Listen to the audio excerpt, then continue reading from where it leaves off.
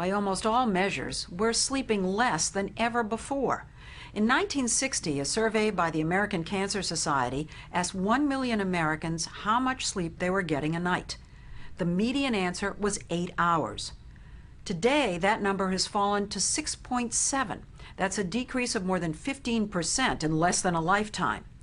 And what the scientists we met are finding is that we may be putting ourselves in a perilous situation. So when we are asleep, Ev Van Cotter, an endocrinologist at the University of Chicago School of Medicine, studies the effect of sleep on the body. So we're going to do your vitals. At her lab, healthy young volunteers like Jonathan Mrock are paid to come one at a time and have virtually every system in their bodies monitored while their sleep is interfered with. We did a study where we restricted sleep to 4 hours per night for 6 nights. 6 nights. And we noticed that they were already in a pre-diabetic state. And so that was a big finding. And these were perfectly healthy people. Yes, they were young, they were healthy, they were fit. On the road to diabetes in just 6 days.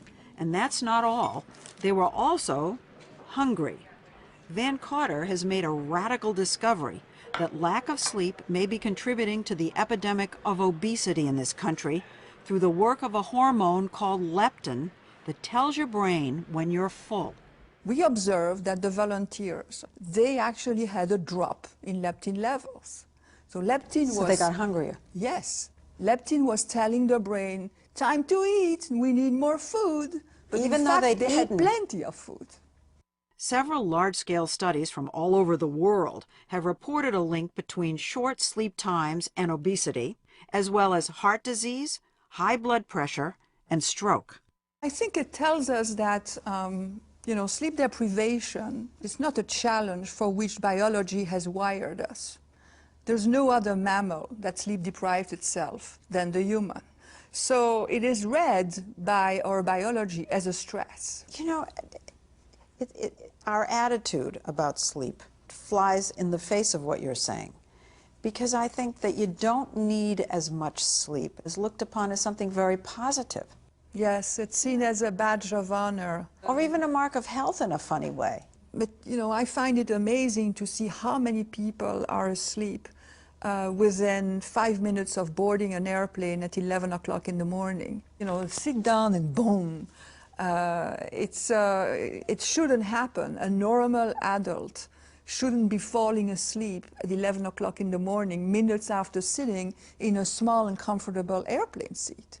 It just shows that, people are exhausted. Right now I feel okay, a little drowsy. Jonathan hasn't been told exactly what's being tested during his stay here. He just knows on day 5 that he's feeling kind of groggy. The lights kind of make me drowsy, and The lights? yeah, they're on all day, so I just want to close my eyes, basically. He thinks it's the lights, but that's because they aren't telling him about the sounds. Unbeknownst to Jonathan, each night when he falls into what should be a restful slumber, he's actually entering into an 8.5-hour battle. His opponent, Dr. Esra Tassali, a colleague of Van Cotter, who is watching him and his brain waves from a small control room across the hall and blasting sounds through speakers on both sides of his bed. It's that loud in the room? Yes. In this experiment, the idea is not to interfere with the quantity of Jonathan's sleep, but the quality. Soon after he falls asleep, Jonathan's body naturally wants to enter into what's called deep sleep. But Tassali is determined to stop him without waking him up. Every time his brain starts producing what are called delta waves, indicating the start of deep sleep. Delta waves are starting. They look like mountains. Exactly. Okay, here they come. She searches her arsenal of sounds and attacks. He doesn't budge. No. And he goes right back into the sleep you want him to be in. During a normal night, we cycle through different stages of sleep, progressing from light into deep sleep, then into REM or dream sleep, and back again. As we age, though, the amount of time we spend in deep sleep decreases. Van Cotter and Tasali are investigating a novel theory that some of the health problems we typically associate with old age may in fact be caused by the loss of deep sleep. When you say old, what age are we talking about? We lose deep sleep at a very early age. So a young, healthy person may have 100 minutes of deep sleep. And a 50 years old, it may be as little as 20 minutes. So it really goes down very quickly. Oh, here he goes. So Tasali's goal is to turn 19-year-old Jonathan sleep-wise into a 70-year-old. I can't believe he doesn't wake up with that racket. He woke up with that one. How are you? The next morning, 346 sounds later, How was last night? Last night was okay. Woke up a few times, I think, or something. it's time for testing. You're all done with the prep? Now Jonathan's going to have fat extracted from his body for analysis, go through a PET scan to see how his brain is metabolizing sugar, and between procedures, he's answering questions about how he feels.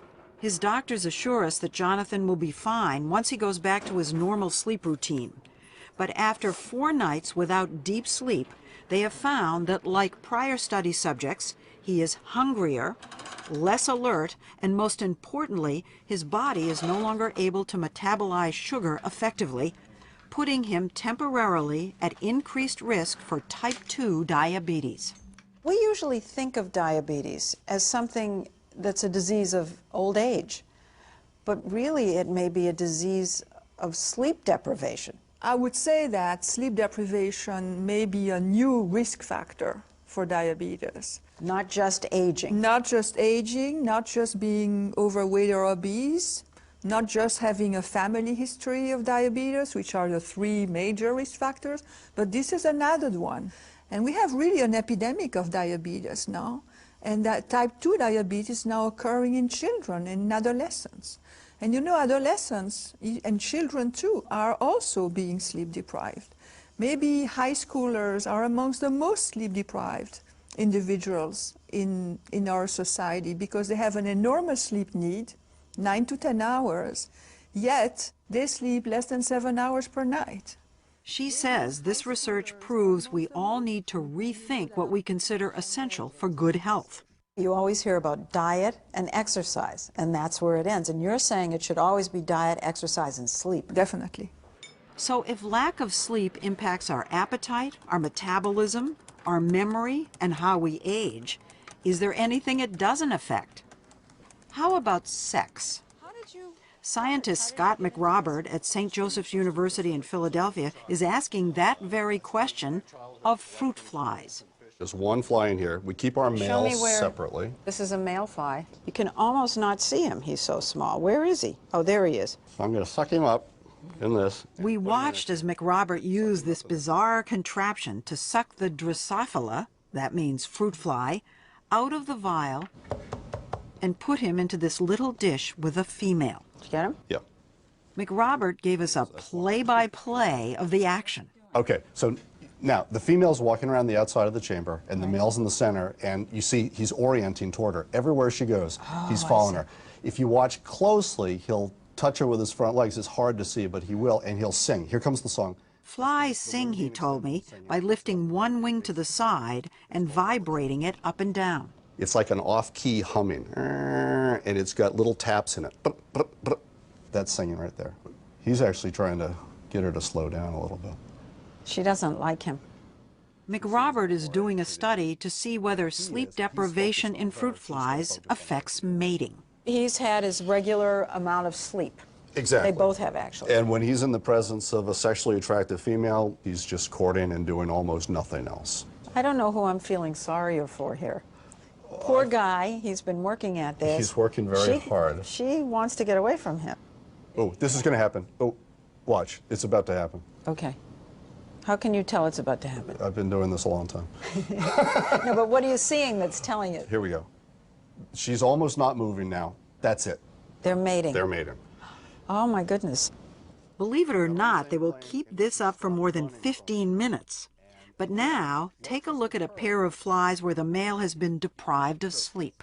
You can actually see the difference. He was courting a second ago, but he doesn't stay with her. Oh, he's now sort of standing still, Look at him. cleaning his front legs. How do you know he's not trying to go to sleep? Well, we don't. That may be exactly what he's trying to do. Here he goes. It's obviously different than, there's a little bit of courtship there. He's orienting toward her, and his wings are flicking a little bit. But now, see, he backs off. He doesn't maintain it. McRobert told us the sleep-deprived flies rarely, if ever, mate. Even though you're not sure how to make an analogy to men, if any are watching, nevertheless, this could be somewhat of a lesson. If you want to take this to the level of humans, and this is something that geneticists rarely do if they're smart, and I probably shouldn't do it either, the take-home lesson is get enough sleep. Yeah. I mean, the successful male Drosophila is a Drosophila that gets enough sleep. So at least for now, it looks like we're stuck, sleeping a third of our lives away.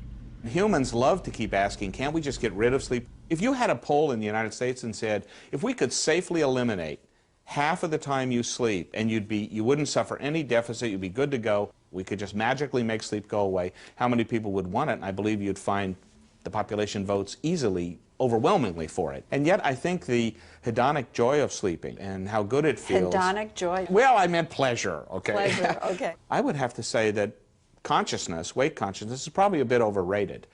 Do you think we're going to figure out a way to get along with less sleep? I hope not. You don't think that's where research should put its effort? You know, Leslie, my impression is that sleep affects so many aspects of mental and physical function that there's not going to be one magic bullet drug that will be able to compensate. Much better idea is simply to sleep an hour more. Well, what about an afternoon nap? Scientists tell us that what's most important is getting your 7.5 to 8 hours total, so naps can help. And brand new research is showing that long naps, including REM sleep, can even improve emotional outlook, making people less sensitive to negative experiences and more receptive to positive ones.